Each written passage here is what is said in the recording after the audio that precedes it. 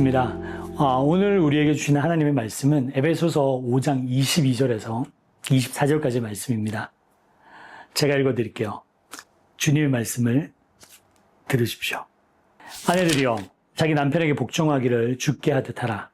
이는 남편이 아내의 머리됨이 그리스도께서 교회의 머리됨과 같으니 그가 바로 몸의 구주시니라. 그러므로 교회가 그리스도에게 하듯 아내들도 범사에 자기 남편에게 복종할지니라. 아멘. 오늘은 부부가 함께 하다가 서로 의견이 부딪힐 때 어떻게 해야 할지에 대한 말씀을 나누려고 합니다. 남자와 여자는 평등하지만 역할이 다를 수 있습니다. 복음주의 작가 데이브 모이러는 그의 컬럼에서 이렇게 얘기합니다. 위대한 결혼은 완벽한 부부가 만나는 것이 아니라 불완전한 부부가 서로의 다름을 즐기는 법을 배우는 것입니다. 결혼하고 보니까 둘이 평등하긴 하지만 모든 것을 함께 하는 것이 아니라 따로 자기의 역할을 해야 하는 일들이 있는 거죠. 그래도 저는 결혼 초기에는 가능하면 둘이 같이 하려고 했어요. 요리도 같이 하고 설거지도 같이 하고 청소도 같이 하고 그러다가 어느 날 아내가 임신을 했어요. 그건 제가 같이 못 하겠더라고요. 아마 그때 제가 가장 많이 깨달았던 것 같아요. 남자 여자의 역할은 성경의 표현대로 동이 서에서 먼 것처럼 서로 멀리 있구나. 아내는 입덧하느라 헛구역질하는 동안 저의 역할은 아내가 먹고 싶다고 하는 고기, 냉면, 그리고 복숭아를 사다 나르는 일이었습니다. 그때 남자와 여자는 정말 다르게 창조되었구나. 다른 인생을 살아간다. 다른 생명체라는 것을 많이 생각하게 됐던 것 같아요. 이 다름을 받아들이고 인정하는 것이 부부가 함께하는 것의 시작이죠. 근데 오늘 우리가 읽은 말씀을 보면 가정 안에서 남편이 아내의 머리니까 남편에게 복종하라는 이 구절이 나오잖아요. 남편의 역할은 머리 노릇을 잘하고 책임을 지는 것이고 아내의 역할은 남편을 도와서 가정을 하나 되게 하는 것입니다. 그런데 이 말씀이 불편하다고 생각되신다면 이 말씀을 해석하기 전에 이 말씀이 나온 배경을 알 필요가 있습니다. 그래야 오해가 없죠. 남편이 아내의 머리니까 남편에게 복종하라는 말씀을 해석하려면 우선 이 말씀은 예수님을 잘 믿고 성령 충만한 기독교인 부부에게 주는 가르침이라는 것을 이해했으면 좋겠습니다. 하나님의 백성은 누구의 뜻을 가장 우선적으로 따라야 될까요? 당연히 하나님이죠. 예수님도 그러셨잖아요. 내 뜻대로 마시고 아버지의 뜻대로 하옵소서. 요한복음 6장에 이렇게 말씀하십니다. 내가 하늘에서 내려온 것은 내 뜻을 행하려 함이 아니요 나를 보내신 이의 뜻을 행하려 함이니라. 예수 잘 믿는 부부라면 남편은 아내를 자기 몸처럼 사랑하고 아내는 남편을 존중하면서 서로 대화함으로 의견을 조율해야죠. 이것이 하나님의 뜻일지 같이 기도하며 분별해야 됩니다. 그런데 서로의 의견이 일치가 안 되는 거예요. 그럴 때 둘의 다른 생각이 둘을 갈라놓는 역할을 하게 내버려 두면 안 됩니다. 만약 그런 일이 벌어진다면 부부의 함께함을 위해서 남편의 의견을 따르는 것이 질서라는 거예요. 그 말은 남편이 결과에 대한 모든 책임을 져야 한다는 것이죠. 그래서 일이 잘 풀리면 아내가 복종해서 그렇게 된 거고 일이 꼬이면 남편이 잘못 생각해서 그런 거고요. 그래서 남편이 아내의 머리 된다는 뜻은 머리 노릇을 똑바로 하라는 말씀입니다. 남편은 이렇게 말하는 거예요. 제가 결과에 대한 모든 책임을 지겠습니다. 아내는 저랑 생각이 다르지만 그에게 자발적인 복종을 선물로 드립니다. 그래서 나중에 잘 되면 남편은 아내에게 이렇게 말해야죠. 그대가 내게 기꺼이 복종의 선물을 주어서 우리가 여기까지 올 수 있었습니다. 그럼 아내는 뭐라고 얘기할까요? 고마워요, 여보. 잘 안 되면 남편이 이렇게 이야기해야 됩니다. 내가 부족해서 당신까지 힘들게 했습니다. 미안합니다. 그럼 아내는 뭐라고 해야 될까요? 힘들지만 당신을 용서합니다. 라고 해야겠죠.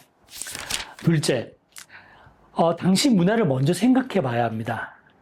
에베소와 같은 로마 제국의 도시에서는 남편과 아내의 연령 차이가 굉장히 컸어요. 그 시대의 남자는 주로 경제적으로 독립할 수 있을 때 결혼을 했습니다. 그래서 주로 20대 후반이거나 30대 초반에 결혼을 했어요. 그래서 여자는 주로 생리가 시작되는 15세 전후에 결혼을 하게 되었습니다.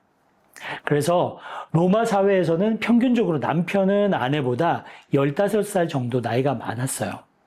왜 성경은 호라비 이야기는 별로 없는데 과부 이야기가 그렇게 많은지 여러분 이해가 되시죠? 그래서 남편이 아내의 머리고 그리고 아내가 남편에게 복종한다는 말은 여성 차별적인 언어라기보다는 거의 부모님을 공경해라와 같은 말씀에 무게가 있는 겁니다. 셋째, 남편에게 복종하는 것이 굴욕적이라고 생각하는 것은 성경적인 판단은 아니라는 사실입니다. 이미 말씀을 잠시 나누었지만 여자는 남자를 돕는 존재로 창조되었습니다. 여기서 돕다라고 번역된 히브리어는 에제르인데요. 이 단어는 주로 하나님과 연관되어 있습니다. 시편 121편에는 우리가 잘 아는 구절이 나오죠. 내가 산을 향하여 눈을 들리라. 나의 도움이 어디서 올까? 나의 도움은 천지를 지으신 여호와에게서로다. 여기서 나오는 도움이 바로 에제르입니다. 여호와는 나의 지혜로도 힘으로도 못하는 것을 도우시는 분이잖아요. 그러니까 부족한 남편을 향한 도움은 천지를 지으신 여호와에게서부터 아내를 통해서 오는 거죠.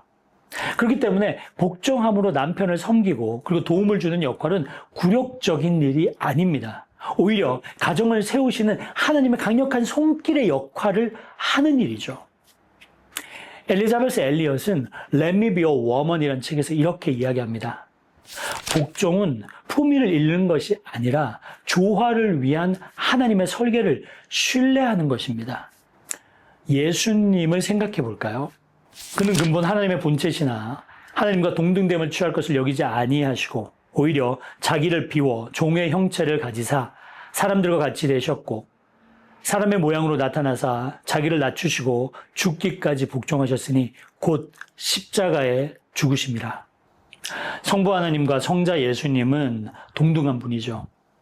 근데 성자 예수님은 성부 하나님께 죽기까지 복종하셨습니다. 그렇다면 우리가 물어봐야 되는 것은 성자 예수님이 성부 하나님께 복종함으로 그분의 가치가 낮아졌는가 하는 거예요. 그분의 자존심이 상하셨는가 하는 거예요. 그분은 자기가 이런 대접이나 받으려고 세상에 왔는가 하면서 굴욕적으로 느꼈는가 하는 거죠. 아니잖아요. 예수님은 자기를 비우시고 낮추시고 복종하셨습니다.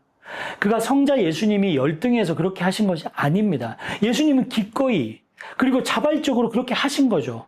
그랬더니 하나님이 예수님을 지극히 높이셨습니다. 여기서 우리가 배울 수 있는 것은 그리스도 안에서 남편을 향한 자발적인 복종이 여성의 가치를 깎아내리는 것이 아니라는 사실이죠. 예수님처럼 행동하는 것이 어떻게 여성의 품위를 손상시키고 인격을 비하하는 일이 되겠어요? 오히려 아내의 복종은 남편을 돕고 그리고 가정을 견고하게 세우는 하나님의 선물과 같은 것이죠.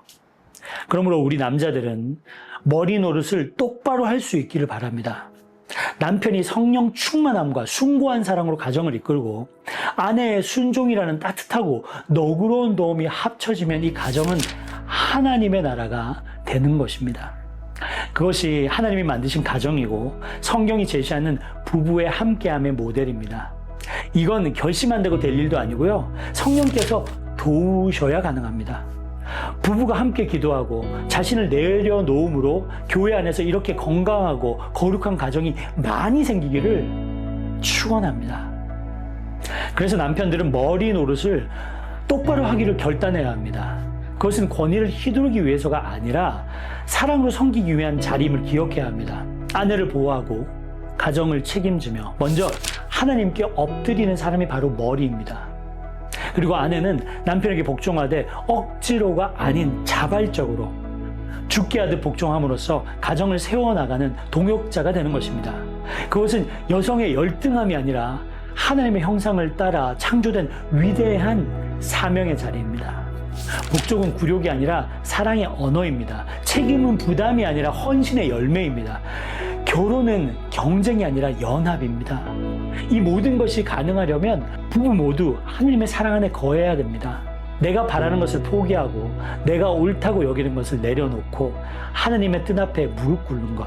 그것이 진짜 결혼 생활의 갈증을 해결하는 유일한 길입니다. 결혼은 성령의 도우심이 없이는 불가능한 여정입니다. 그러므로 부부는 함께 기도해야 합니다. 서로를 향한 눈보다는 하나님을 향한 눈이 먼저 열려야 됩니다. 사랑하는 여러분, 지금 이 시간에도 많은 부부들이 깊은 갈증을 느끼고 있을 수 있습니다. 말로 풀리지 않고 마음이 엇갈리고 그리고 사랑이 식어버린 것 같을 때 우리에게 필요한 것은 감정의 회복이 아니라 믿음의 회복이에요. 하나님께로 돌아가면 하나님은 다시 서로를 향한 길을 열어줄 것입니다. 본 해퍼 목사님은 옥중서신이라는 책에서 이렇게 이야기합니다. 기독교인 부부의 결혼은 두 사람이 같은 주님께 노래하는 이중창입니다. 부부는 둘이 아니라 하나입니다. 서로를 포기할 수 없는 이유는 하나님께서 짝지어 주셨기 때문입니다. 그러므로 이 언약의 가정을 흔드는 모든 시도들 앞에서 우리는 믿음으로 선언해야 합니다. 하나님이 짝지어 주신 것을 사람이 나누지 못할지니라. 이 땅 위에 세워진 수많은 가정들이 다시 하나님의 임재 가운데 거하며 복음의 향기를 흘려보내는 살아있는 교회가 되기를, 그리고 우리 에마우스의 가정들 가운데서도 그런 회복과 은혜가 넘쳐나기를 주님의 이름으로 축원드립니다. 여러분 잊지 마세요. 하나님이 우리와 함께 하시며 성령 충만한 가정을 통해서 하나님의 나라를 열어가신다는 것을 믿으시기 바랍니다.